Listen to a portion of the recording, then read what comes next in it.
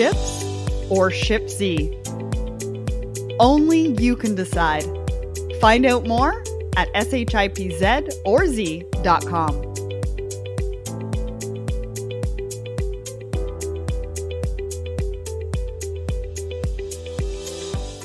Hi everyone, this is Irina with this week's Supply Chain Minute, and let's jump right into it because I'd like to start covering some of the different cost models that come along with different omni-channel distribution methods. And so what we know is obviously e-commerce has skyrocketed over the past year.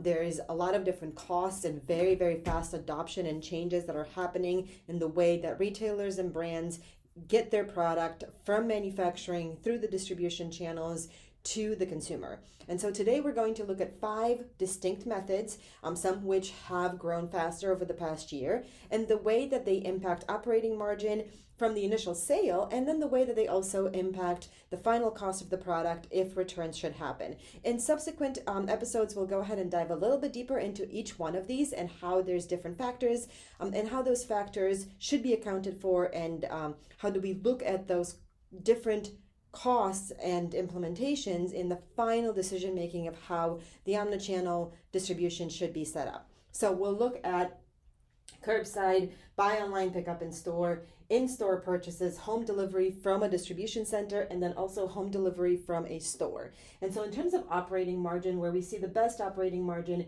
is a curbside pickup or a home delivery from a DC because of the way that the labor and the freight is already planned. The lowest margin is actually a home delivery from the store because you're having to make resources that are not usually used to doing that type of labor. You're now redistributing that and having to invent a way to get that product from the store to the respective client's home. And that requires a whole new network optimization, which doesn't currently exist at the actual retail store. And so what's interesting, again, we have high operating margin for an in-store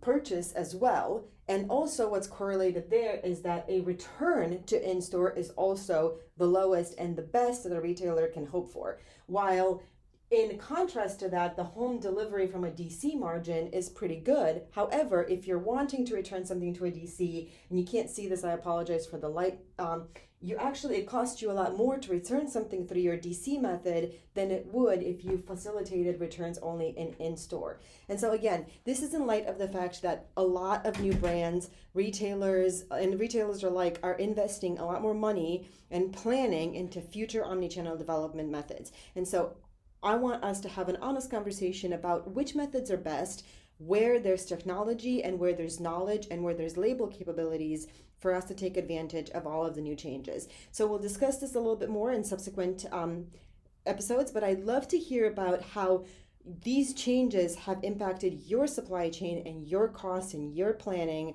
over the past year, and how is that helping into the future. So more to come on this. Thanks everyone. Bye.